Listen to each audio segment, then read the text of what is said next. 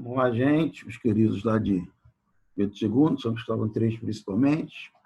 Vamos continuar a correção do Enem. Prova amarela, Enem 2019, agora já fiz da 136 a 140. Vamos da 141 a 145. Vamos com calma, que teoricamente agora vai dando uma pequena piorada. Então, vamos lá. Questão 141. Deixa eu tirar minha careta daqui. Uma pessoa que perdeu um objeto pessoal quando visitou uma cidade pretende divulgar nos meios de comunicação informações a respeito da perda desse objeto e de seu contato para eventual devolução. No entanto, ela lembra que, de acordo com o artigo 1234 do Código Civil, poderá ter que pagar pelas despesas do transporte desse objeto até a sua cidade e poderá ter que recompensar a pessoa que lhe restituiu o objeto em, pelo menos, 5% do valor do objeto. Ela sabe que o custo do transporte será de 1/5 do valor do objeto. E, como ela tem muito interesse em reavê-lo, pretende ofertar o maior percentual possível de recompensa, desde que o gasto total com as despesas não ultrapasse o valor atual do objeto. Nessas condições, o percentual sobre o valor do objeto, dado como recompensa, que ela deverá ofertar é igual a... Bom, gente, a questão tem um texto muito grande, pode gerar um pouco de confusão, mas a resolução é extremamente simples. Então, vamos lá. O transporte, ela diz que corresponde a 1/5 do preço. 1/5 é o mesmo que 20%. Você pode pegar 1 dividido por 5, dá 0,20, multiplicou por 100. Então, o transporte vai corresponder a 20%. Ora, se ela quer dar o máximo possível de recompensa, sem ultrapassar o valor do objeto é 100%, você vai gastar 20% com o transporte, a recompensa máxima, 80%. É muito mais difícil a interpretação da questão do que a resolução em si. A resolução é bem simples. Tá? Quando for assim, dá mais uma lida, lê uma segunda vez, porque é questão que também não pode errar. Questão bem direitinha. Próxima, 142. Essa daqui já é mais chatinha, tem gráfico, tabela. Vamos lá, mas não é difícil, não. Bom, nos 6 cômodos de uma casa, há sensores de presença posicionados de forma que a luz de cada cômodo acende assim que uma pessoa nela dentro e apaga assim que a pessoa se retira desse cômodo. Suponha que o acendimento e o desligamento sejam instantâneos. O morador dessa casa visitou alguns desses cômodos, ficando exatamente 1 minuto em cada um deles. O gráfico descreve o consumo acumulado de energia em watts por minuto, em função do tempo T, em minutos, das lâmpadas de LED dessa casa, enquanto a figura apresenta a planta baixa da casa, na qual os cômodos estão numerados de 1 a 6, com as potências das respectivas lâmpadas indicadas. Então, está aí. Na sala, você tem lá na sala, tem 20 watts, e assim em todos os cômodos. E aqui está o gráfico com o consumo. Aí ele quer saber qual foi a sequência de deslocamento pelos cômodos conforme o consumo de energia apresentado. E tem que lembrar, que o enunciado fala aqui, é importantíssimo, que o consumo ele é acumulado. Então, vamos lá, eu trouxe para cá o gráfico e a planta baixa. O que significa o consumo acumulado? Ora, no primeiro minuto, ele foi num cômodo que consome 20 watts. Se a gente olhar ali, é a sala. Todos têm consumos diferentes. O segundo passa para 35. Se você olhar aqui, não tem nenhum com 35. É porque o consumo é acumulado. Então, esse segundo, de 20 para 35, é 15. Aí você tem que ir lá. Onde é que tem 15? Na suíte. Só da sala para a suíte. Depois, 35 para 40. 5. 5 veio aqui para o banho. 40 para 55, 15. Quem é 15 aqui? voltou para a suíte. Aí foi para 75, 20, voltou para a sala. Aí depois 85, 10, uma passeada aqui na cozinha. Depois 105, 20, voltou para a sala. E finalmente 120, 15, voltou para a suíte. Então, tem essa sequência. 20, 15, 5, 15, que é aquela que a gente foi fazendo as contas aqui, um a um. E para cada um desses, você via aqui, sala, suíte, o banheiro, voltou para a suíte, voltou para a sala, depois foi na cozinha, voltou para a sala, foi para a suíte. Então, acompanhando o gráfico e a planta baixa, nós chegamos aí. Questão de observação simples de gráfico, o detalhe era só o acumulado. Não você fica procurando aqui, logo de cara, alguém com 35 watts, não ia encontrar. Aí ia achar que estava pensando errado. Não, tem que prestar atenção no enunciado quando ele fala o acumulado. O gabarito está logo na letra A. Tá? Bom, vamos lá. Um casal planejou uma viagem, definiu como teto para gasto diário um valor de até R$1.000. Antes de decidir o destino, fizeram uma pesquisa sobre a taxa de câmbio vigente para as moedas de 5 países que desejavam visitar e também sobre a estimativa de gasto diário em cada um, com o objetivo de escolher o destino que apresentasse o menor custo diário em real.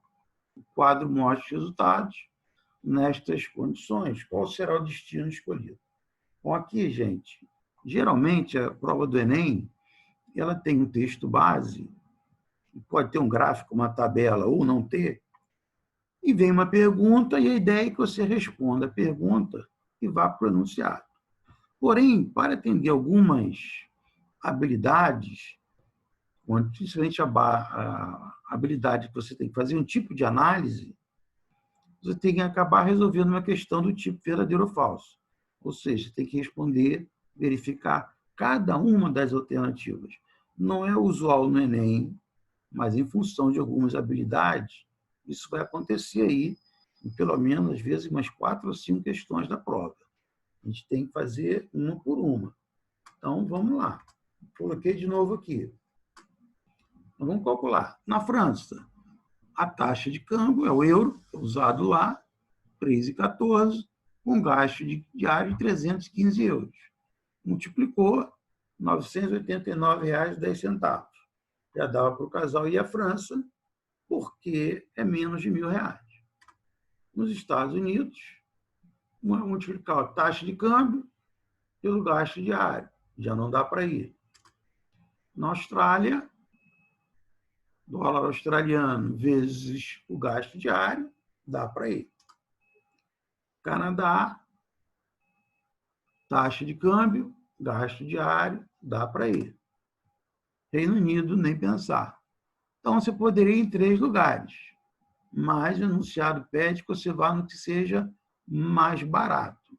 No caso ali, o mais barato é a Austrália. Apenas conta de multiplicar. O problema é que você tem que fazer todos. Não tem jeito.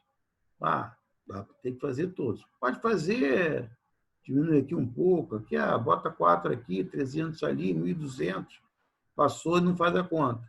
Mas, pelo menos umas 2, 3 continhas teria que fazer para você chegar no gabarito correto. Ainda mais se você pega esses dois aqui, a diferença está muito pequena. Uma diferença de R$5, você vai ter que fazer a conta, não tem jeito. Ok? Então, Austrália mais barato, gabarito letra A. Questão 144.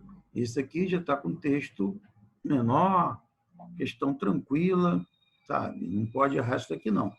Embora a notação científica apareça muito mais em provas de física, apareceu uma de notação científica aqui.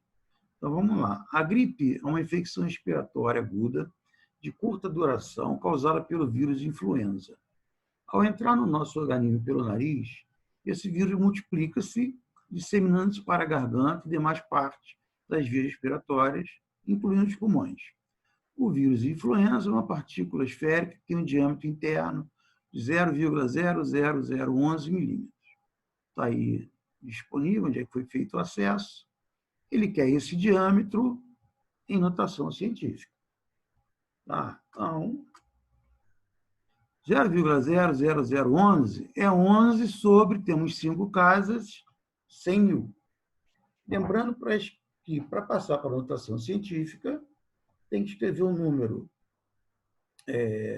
entre 1 e 10, menor que 10, não pode ser o 10, e com a potência 10 elevado a um valor qualquer. Então, o que a gente vai fazer é isso. 100 mil, a gente pode escrever que é 10 elevado a 5. Esse 10 elevado a 5, para subir, ele vai com sinal negativo. 11 vezes 10 elevado a menos 5. Só que esse número, obrigatoriamente, tem que ser menor do que 10. Para a gente ficar menor do que 10, você pega esse 11 e divide por 10. Quando eu divido 11 por 10, fica 1,1. Só que se eu multipliquei aqui por 10, eu tenho que dividir aqui por 10. E aí fica 10 a menos 4. Tá? Então, 1,1 vezes 10 a menos 4, gabarito, letra D. Questão também não é difícil, embora normalmente as questões de notação científica caiam mais na prova de física. Ah, mais uma questão que tem que acertar, tá? Não dá para errar esse tipo de questão, não. Bom, vamos para esse daqui. Pelo tamanho do texto, já viu que vem encrenca, né? Bom, em um jogo online, cada jogador procura subir de nível e aumentar sua experiência, que são 2 parâmetros importantes no jogo, dos quais defendem as forças de defesa e de ataque do participante. Bom, só para a gente ter uma ideia, força de ataque, força de defesa, não sei se já jogaram War. No War tem isso, se ataca, enquanto o outro defende, só que é com dado. Tá? Não é o que está aí, se joga com dado. E no caso de empate, fica para a defesa. O cara do Enem criou um jogo aí e deu as condições, um atacando o outro. Vamos para a definição do que é o quê. Diz o seguinte: a força de defesa de cada jogador é diretamente proporcional. Aqui poderia vir só inverso, só proporcional, tá? Diretamente proporcional e proporcional é a mesma coisa. Se fosse inversamente proporcional, teria que ser dito. Mas ele falou, não tem problema nenhum falar, é só para vocês ficarem atentos. Se não viesse diretamente proporcional e viesse apenas proporcional, considero diretamente. Então, a força de defesa de cada jogador é diretamente proporcional ao seu nível e ao quadrado de sua experiência, enquanto a força de ataque é diretamente proporcional à sua experiência e ao quadrado do seu nível. Nenhum jogador sabe o nível ou a experiência dos demais. Os jogadores iniciam o jogo no nível 1, com experiência 1, possui força de ataque 2 e de defesa 1.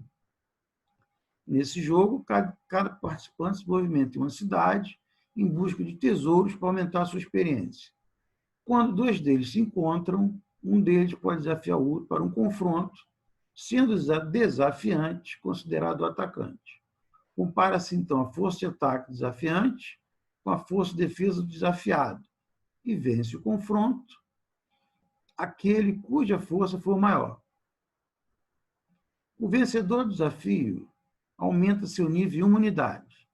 Caso haja empate no confronto, ambos os jogadores aumentam seus níveis em uma unidade.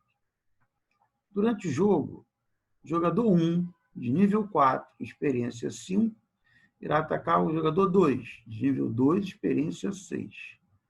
O jogador 1 venceu esse confronto, porque a diferença entre sua força de ataque e a força de defesa do seu oponente era.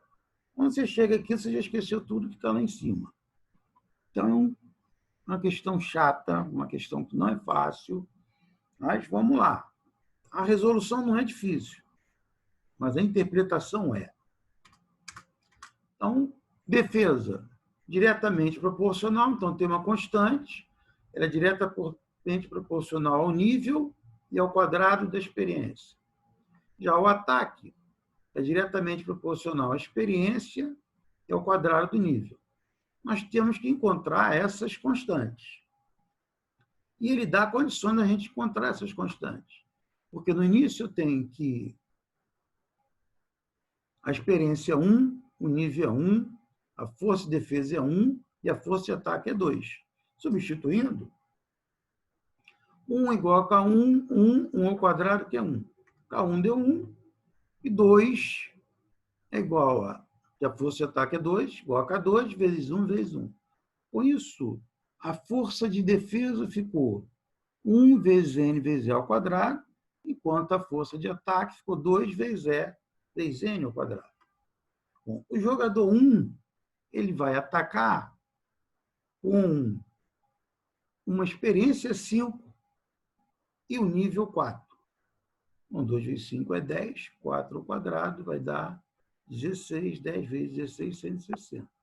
E o que vai se defender, ele se defende com nível 2, experiência 6. 6 ao quadrado é 36, vezes 2, 72.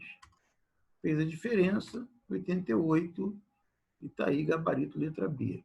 Questão que não é fácil, uma interpretação difícil, tá? Mas o que é importante a gente ter aqui, porque cai sempre? Essa relação de diretamente proporcional e inversamente proporcional. Tem que vir acompanhado de uma constante. A proporcionalidade vira uma igualdade com a inclusão de uma constante. Se for tudo diretamente proporcional, fica tudo aqui. Se fosse inversamente proporcional, viria no denominador. Tá? Isso cai sempre no Enem. Então, é um assunto que tem que ficar bem atento. Tá ok, meus queridos? Qualquer coisa, vocês têm meu e-mail, à vontade para tirar dúvida. Um abraço, até a próxima.